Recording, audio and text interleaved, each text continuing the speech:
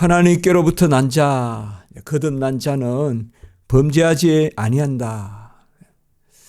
어거스틴이 세 가지로 이야기했습니다. 처음 사람은 죄를 지을 수도 있고 짓지 않을 수도 있고, 타락한 사람은 죄를 지을 수밖에 없고, 거듭난 사람은 죄를 지을 수 없다. 죄를 지을 수 없는데 왜 우리가 죄를 짓습니까? 이 땅에서는 죄를 지어서는 안 된다. 우리가 없다라고 하는 것은 어떤 그러함을 뜻하기보다 당위를 뜻할 수도 있잖아요. 그래서는 안 된다. 네가 죄를 지을 수는 없어. 그러면 죄를 지어서는 안 된다. 그런데 네가 죄를 지을 수는 없어 라고 한 것은 언젠가 죄를 지을 수 없는 그러한 상태, 또 영화, 그런 것이 보장되는 또 그런 말일 수도 있죠. 꼭 그렇게 이해하면 됩니다. 이미 요한일서 3장 9절에서도 하나님께로부터 난 자마다 죄를 짓지 아니하니 하나님의 씨가 그 속에 거하시며, 이 말씀을 본 적이 있습니다. 하나님의 씨가 이제 그리스도의 씨고, 그가 이제 아브라함의 후손이고 언약의 후손인데, 하나님께로 난 자마다 죄를 짓지 아니한다. 그래서 해서는 안 된다. 그리고 지금 어떤가, 이 당위와 현재의 나의 상태, 이제 여기서 우리가 공고함이 있는 거죠. 죄를 지어도 되는데 죄를 짓는다면 그거야 공고함이 아니죠. 오라 나는 공고한 자로다. 그것은 죄를 지어서는 안 되는데, 도무지 내 모습이 이래서는 안 되는데 왜 내 모습이 이럴까, 그렇게 많이 생각하는 것입니다. 우리는 참으로 거듭났지만, 거듭나서 살지만 참 연약합니다. 부족합니다. 시시각각으로 가눌 수도 없고 또 나설 수도 없고 잘난 것도 없고 그렇습니다. 그러나 우리가 우리 자신을 돌아보아 오히려 담대한 것은 주 예수께서 나를 위해 죽으시고, 그리고 나를 값주고 사셨기 때문에 나의 어떠함이 나에 의해서 규정되는 것이 아니라 예수 그리스도의 은혜로 규정되기 때문에, 불가항력적인 은혜로 내가 되어 있기 때문에 그것을 의지하고 사는 것입니다. 하나님께로 난 자마다 범죄하지 않는다. 이 말을 우리는 범죄해서는 안 된다. 범죄하는 것이 나와 어울리지 않는다. 그리고 또 오늘 말씀에 하나님께로 난 자, 이것도 이미 수차례 우리가 요한일서를 통하여서 발견할 수 있었어요. 계속 참빛이 임한 자, 그리고 예수 그리스도가 중보자가 되시고 대언자가 되셔서 우리 화목제물이 되신 자, 사랑받은 자. 그래서 사랑받은 자로 계명을 어기는 것이 맞지 않으니, 또 거듭났다 하고 계명을 어기면 거짓말하는 자니, 똑같은 표현이에요. 거듭났다 하면서 죄를 짓지 아니하니, 이 말이나 또 하나님의 은혜를 받고 계명을 어기면, 사랑을 받고 계명을 어기면 거짓말하는 자니, 이런 말씀이 계속 나옵니다.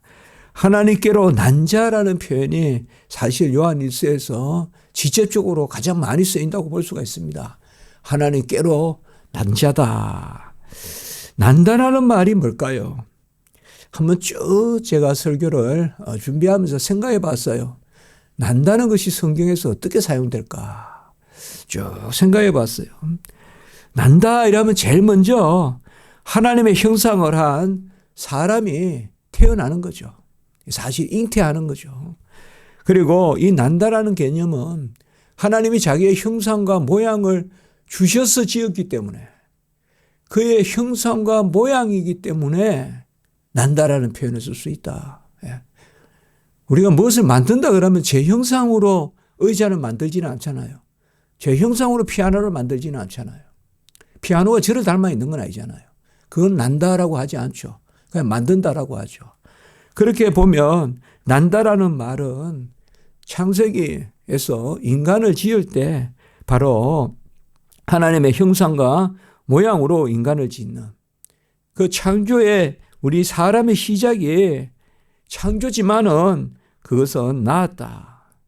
그래서 낳는다는 것은 천사에게는 낳았다라고 말하지 않는다. 히브리서 우리가 1장에서 보지만 언제 천사를 낳았다고 했냐. 그러나 우리 사람은 내가 너를 낳았다. 역시 히브리서에 인용되어 있지만 인자가 무엇이건데 낳았다라는 표현을 쓰는 것이죠. 낳았다라는 것이 있을 때 또 생각해 보면 죽음이라는 개념도 인간에게 고유하다 볼 수도 있어요. 제가 지난주도 설교를 그렇게 했습니다마는 죽음이 영혼과 육체의 분리라고 본다면 영혼과 육체의 구조는 사람밖에 없거든요. 사람만에게 고유한 게 사람의 죽음이에요. 인생의 죽음이라고. 그래서 사람의 죽음은 주 안에서 복되다라고 할 때 그 짐승의 죽음은 그렇게 죽음이라 말은 할 수 있어요. 생물이. 그러나 어떤 생물이 어떤 그러한 살아있음의 어떤 현상을 거치는 게 죽음이라 할 수가 있는데 영혼과 육체의 분리로서 인간에게 죽음이라는 정의는 고유하게 인간에게만 죽어지죠. 그러니까 사람에게만 난다는 표현이에요. 천사는 난다는 표현을 안 쓴다.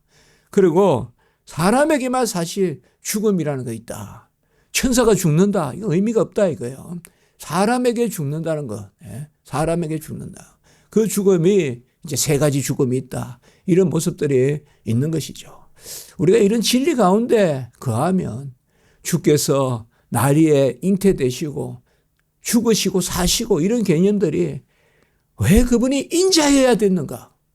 왜 하나님의 아들인가? 그것에 대한 우리가 깊은 인식을 할 수가 있는 거죠. 하나님의 아들이 아니면 사람이 아니면 어찌 영육의 분리가 있겠습니까? 중세 말기에 그렇게 오랫동안 박사들이 모여서 예수님은 당나귀로 오실 수 있느냐? 예수님은 개구리로 올 수도 있나? 하나님의 뜻이면 그렇게 할 수 있다. 그게 결론인데 그건 잘못된 거죠. 바로 하나님이 그 아들, 하나님의 아들이 이 땅에 오심. 그것은 사람으로 오셔야 되죠. 그래야 영육의 분리에 죽음을 겪으시죠. 그거는 짐승의 죽음이 아니죠. 그런 것은 우리가 얼마든지 변증할 수 있는 거죠. 두 번째, 그러면 또 우리에게 난다는 것. 첫 번째는 인간의 형성 자체가 난다는 거죠. 우리가 태어난다. 두 번째 또 난다는 것은 뭘까요? 한번 쭉 정리를 해봤어요, 제가. 거듭난다는 개념이 있다, 이 말이에요. 거듭난다. 이것도 우리가 난다라고 하잖아요. 그래서 타락한 인류가 거듭나는 거죠. 중생. 거듭할 때 중이고, 겹칠 중자에 다시 난다, 생자. 그래서 중생. 중생이 거듭남 아니겠습니까? 다시 태어나는 거예요. 니고데모가 어찌하여 다시 태어나냐? 모태로 들어가서 나느냐? 이건 아니죠. 그러니까 첫 번째 태어남의 형태로 거듭날 수는 없어요. 이게 거듭남은 뭐냐? 바로 성령으로 거듭나는 거죠. 성령으로.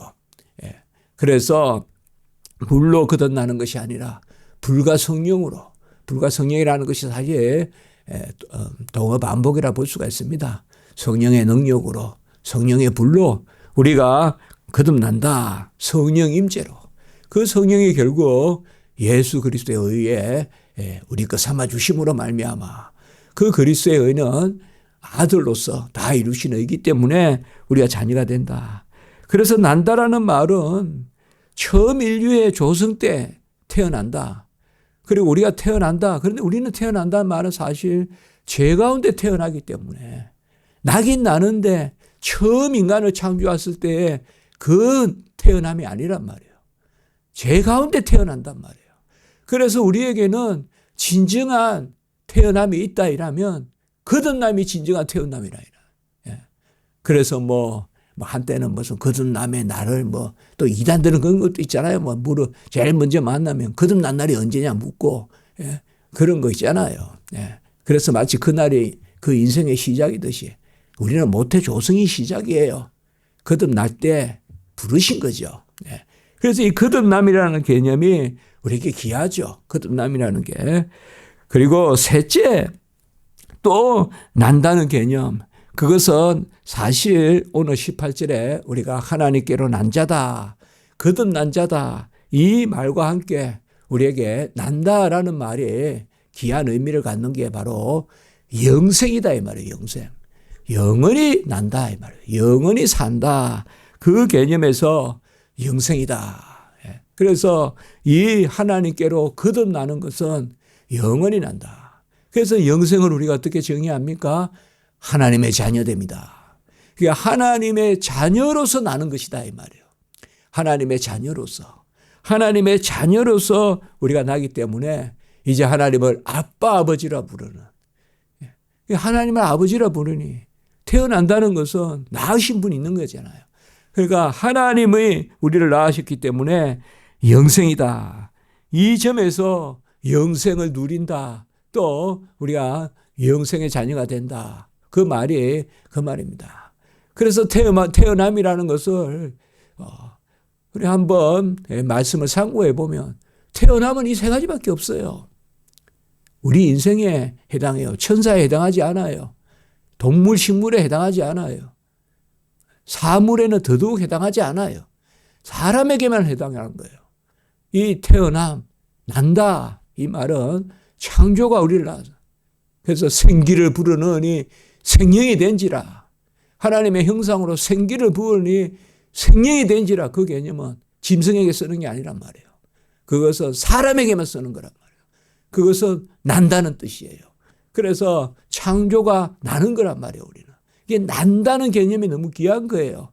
그리고 타락한 인류는 이제 거듭나는 거고 그 거듭남의 의미라는 것은 세 번째로 영원히 하나님의 자녀로서 자녀됨이니까 아버지라 아빠 아버지라 부르니까 그것이 우리가 나는 것입니다. 이것이 우리의 남이라면 거듭남과 영생은 어디에 관련될까요? 한 가지 더 우리가 생각해야 된단 말이에요.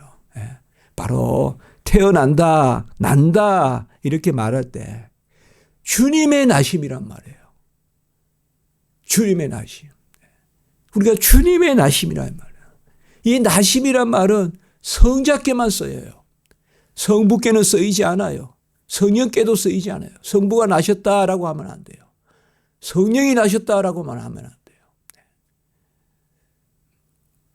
어느 신학자가 있습니다. 몰트만이라는 신학자가 있어요. 그 신학자는 성자가 났다면 성부도 나고 성령도 나야 되니까 성자의 나심을 인정할 수 없다. 삼위일체 입에된다. 이렇게 이야기했어요. 그건 개변이죠. 억설이고 역설이죠. 우리는 성자, 왜? 영원히 삼위일체시니까 성자는 영원히 나신 거죠. 영원히 나신. 그리고 아버지의 품속에 독생하신 하나님. 그 독생이라는 말이 바로 홀로 나셨다는 뜻이잖아요. 홀로 나셨다는 뜻이에요. 원어로. 그렇기 때문에 우리 주님은 영원히 나셨어요. 그리고 그가 우리를 구원하시려고 이제 사람의 아들로 나셨어요. 그래서 영원히 하나님의 아들로 나신 분이 이제 사람의 아들로 나셨어요. 그래서 영원한 나심과 역사적으로 나심, 성육신 이것이 어제 성자께 돌려져요. 그래서 우리가 나심이라는 것은 성경을 통하여 나심은 이 외에는 없어요. 오늘 제가 아침에 지금 나누는 이 외에는 나심이 없어요. 우리가 난다는 말을 얼마나 많이 쓰고 무슨 말씀 무슨 학회니 이런 데서는 난다는 말을 또 쓰지 말자 그러고 성경에 하나님이 주신 말씀을 쓰지 말자 그러면 어떡해요? 자기가 그냥 마음 드는 대로 하는 거예요. 신앙생활은. 하나님 말씀 기록된 대로 해야죠. 이상한 생각을 가지고 뭐 난다는 것은 피조물에 해당하니까 하나님께 쓸 수 없다. 요한복음에 난다는 말씀은 안 된다. 그건 무슨 말씀이에요? 우리가 국어사전으로 하나님의 말씀을 읽으면 한 단어도 성경에 들어갈 말 없어요.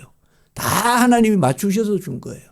하나님이 우리 인생의 언어에 맞추셔서 준 거기 때문에 우리는 성경 용어를 그냥 수납하면 되거든요. 받아들이면.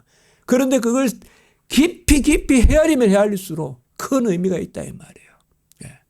바로 나심이라는 건 뭐예요? 공통점은.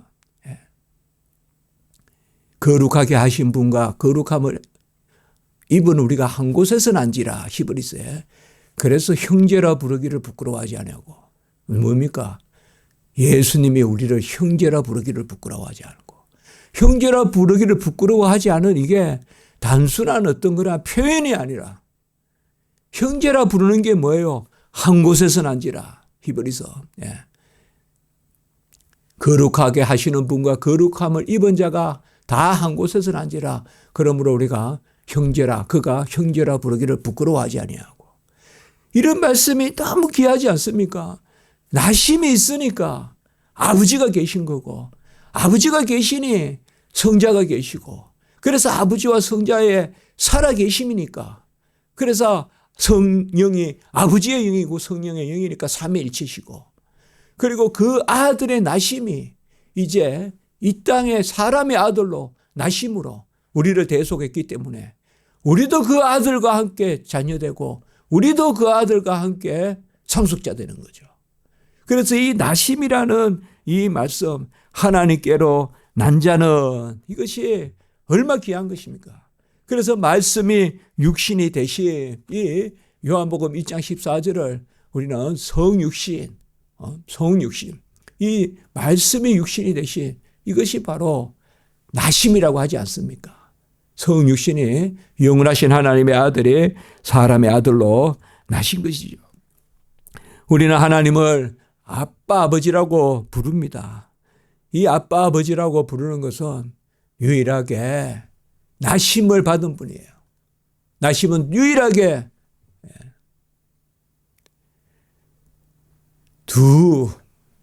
예수님만 나심이고 구원받은 우리만 이제 나심이에요.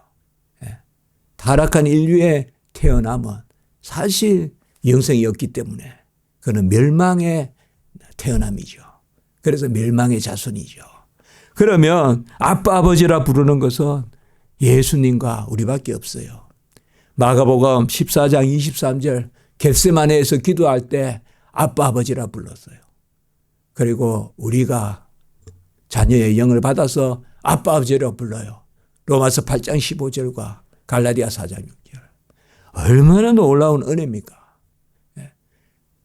나심은 예수님만 나심이고, 그리고 궁극적으로 거듭난 우리에게만 진정한 남이 있고, 그래서 하나님을 예수님도 아빠 아버지라 부르고 우리도 아빠 아버지라 부르고, 믿고 영접하는 자 하나님을 아빠 아버지라 부르는 그 하나님의 자녀가 되는 권세를 주신 그 말씀 아닙니까?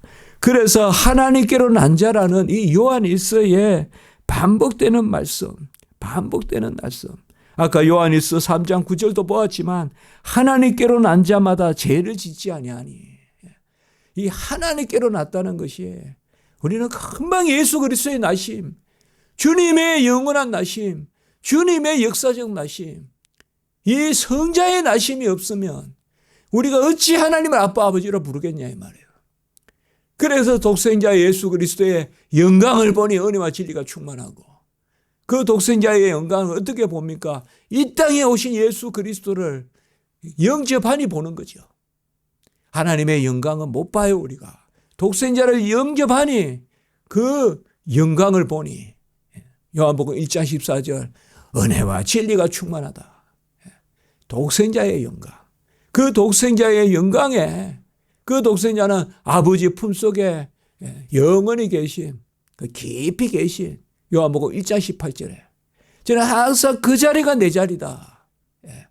예수님이 아버지 품속에 깊이 계신, 아버지 품속에 독생하신 할 때 그 원어로는 깊이 있다는 뜻이에요. 품속에 깊이 있다. 원어로는 품속에 깊이, 이게 일체거든요. 삼위일체. 그 자리가 우리 자리란 말이에요. 아버지 품속에 깊이 계신 독생하신 하나님이 나타내셨느니라. 요한복음 1장 18절에. 그래서 우리가 아들을 믿고 영접하면 자녀가 되는 권세를 얻고, 그래서 그 독생자의 영광에 누리니 은혜 위에 은혜다. 1장 16절. 요한복음이 얼마나 귀한 것입니까? 그래서 우리가 이제 예수 그리스도와 함께 자녀되었기 때문에 형제라 부르기를 부끄러워 아니하므로, 마태복음 1장에 그 14대의 대는 이제 예수에 대해서 끝났다. 우리는 예수의 다음 세대가 아니라 예수와 함께 형제 자매된 세대다. 그렇게 또 우리가 마태복음 1장에 그 말씀, 그 계보를 생각할 수 있겠죠. 우리는 어떻게 자녀가 됩니까? 자녀가 됩니까? 사실 자녀가 된다는 말은 어폐가 있는 것이죠. 바로 자녀가 되는 게 아니라 자녀로 정해진 거죠. 된다 이러면 이제 뭐 마치 내가 되는 것 같지만 자녀로 정해진 거죠. 불가항력적인 은혜로 자녀가 되는 것이죠.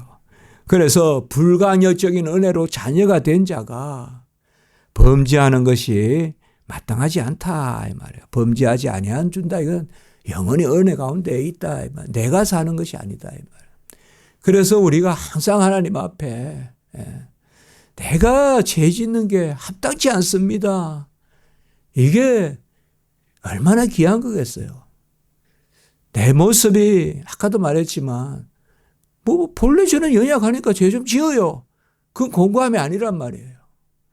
하나님이 나를 타신하게 하셨는데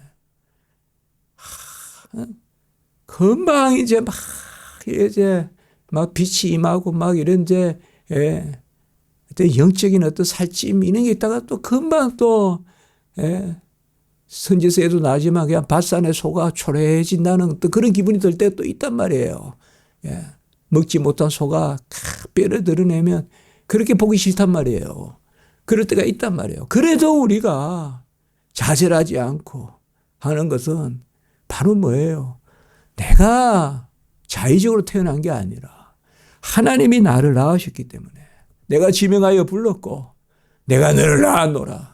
시편 2편 7절에서 말씀하기 때문에. 그래서 이 나심이란 개념이 얼마나 귀합니까 이게. 아까도 말씀했지만 아주 그냥 성경 언어를 이상하게 해가지고 이 단어는 쓰면 안 된다 그러면서 한때 그랬어요. 요새도 또 여전히 있어요. 그런 사람들. 그러니까 이런 것들이 정말 성경을 전체로 우리가 이렇게 창세기부터 요한일서 이렇게 계속 이런 말씀을 같이 보면 너무나 귀한 말씀으로 하나님 우리에게 주시는 말씀인데 어느 지엽적인 거 하나 가지고 그거 가지고 또 내 기분으로 그리고 어떤 거는 내가 받아들이는데 어떤 건 못 받아들이겠다 그러고 그런 것은 합당치 않다. 이제 지금 영지주의자들이 그런단 말이에요. 영지주의자들이 어찌 나냐 이 말이에요. 하나님이 육신으로 저급한 육신으로. 이게 초대교회의 헬라 철학 그 영지주의란 말이에요. 그래서 이 말씀이 계속 기록되는 거예요. 하나님께로 났다. 하나님께로 났다. 이거 철학자들은 견딜 수 없는 이야기예요. 어찌 하나님으로부터 육신의 저급함을 빨리 이 땅에서 죽어서 육신을 벗어버리는 게 이 사람들의 소위 해탈가 아닌데 또 부활을 이야기하고 죽고 다시 영혼과 육체가 결합하는. 이게는 철학에도 없어요. 유대주의에도 없어요. 구약과 신약에만 있는 거예요. 나심이라는 개념, 부활이라는 개념, 죽음이라는 개념, 주 안에서 죽는다는 개념. 주 안에서 죽는 거는 천사가 아니에요. 우리 인생만 주 안에서 죽을 수 있어요. 어떻게? 주님을 믿으면서 주와 함께 죽는 것이죠. 우리가 5장 1절에도 보면 5장만 봐도 아까 3장을 봤지만 예수께서 그리스도임을 믿는 자마다 하나님께로 난 자다. 이렇게 이야기했어요. 믿으면 난 자다. 영접하는 자 그 이름을 믿는 자는 하나님의 자녀가 되는 근세를 주셨으니 요한복음 1장 12절에 그 말씀이요. 예수 그리스도이심을 믿는 자가 하나님께로 난 자다. 그리고 5장 4절의 말씀도 무릇 하나님께로부터 난 자마다 세상을 이기느니라. 하나님께로 난 자가 세상을 이긴다. 세상을 이기는 승리는 이것이니 우리의 믿음이다. 믿음으로 거듭나고 믿음으로 영생 얻고 그러니까 믿음으로 하나님께로 난 자들이죠. 그래서 세상을 이기고 믿음이 이기네. 그리고 다시 1절로 아까 보면 낳으신 이를 사랑하는 자마다 그에게서 난 자를 사랑한다. 다 우리가 말씀을 다 살펴봤습니다. 그리고 5장 12절의 말씀도 또 있어요. 이 말씀은 난 자라고 하지 않았지만 우리가 기하게 나누었죠. 아들이 있는 자에게는 생명이 있고 하나님의 아들이 없는 자에게는 생명이 없다. 아들이 있다 이 말 내 안에. 그리스도가 내 안에 사신다. 그 아들이 안 죽는다 이 말이에요. 그 아들이 영원하다 이 말. 그 아들이 불변하다 이 말. 예. 어제나 이제나 그제나 영원토록 불변하시다. 그러므로 이제 오늘 말씀과 같이 우리가 하나님이 그를 지키신다. 결국은 우리가 범죄치 못한다는 것이 번제해서는 안 된다는 것. 이것은 하나님이 나를 지키신다. 그래서 우리가 이 지상의 삶이 이 가운데 있는 거 아닌가. 그래서 붙잡힌 바 되었는데 붙잡으러 간다. 그 개념. 이미 하나님이 우리를 지키신다. 은혜로 낳으신 분이 지키신다. 그래서 악한 자가 그를 만지지도 못한다. 그러니까 옆에 와서 이렇게 깨지도 못한다. 물론 순간 우리가 흔들리지만 선으로 악을 이긴다. 결코 악은 이길 수가 없습니다. 결코 이길 수가 없어요. 잠시 우리가 흔들리지만 비진리가 진리를 이길 수 없고 어둠이 빛을 이길 수 없고 악이 선을 이길 수 없습니다. 죽음이 생명을 이길 수 없습니다. 우리는 나음을 입은 자입니다. 하나님께로 난 자입니다. 세상을 이겼다고 아까 말씀했습니다. 이것이 이제 거의 대미의 사도 요한의 말씀입니다. 기도하겠습니다. 거룩하고 자비로우신 하나님 아버지, 우리가 지금 하나님의 자녀로 하나님을 아버지라 부르고 기도하는 이 자리에 서게 하심을 감사합니다. 우리가 바라여 원하여 혈통으로나 육중으로 난 것이 아니요 오직 하나님의 뜻으로 하나님께로 난 자로 우리가 이 자리에 서게 하시니 감사합니다. 하나님의 자녀로서 마땅히 살게 하시고 죄를 지어서는 안 되는 존재인데 여전히 공고함이 없지 않지만 예수 그리스도 안에서 즐거워하리라. 그 사도 바울의 말씀은 또 우리가 기억하면서 하나님 나가게 하시옵소서.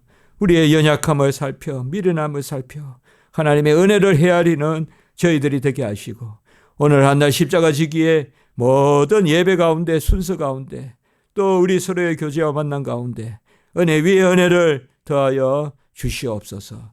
특별히 이때 가족 간에 친지 간에 서로 화목과 서로 아버지여 이로와 격려가 넘치는 시간이 되게 하시고 모든 오가는 발걸음 가운데 은혜 위에 은혜를 더하여 주시옵소서. 감사합니다. 이 시간 애국에 있는 우리 성도들도 하나님 지켜 주시옵소서. 주 예수 그리스도의 이름으로 감사하며 기도드리옵나이다. 아멘.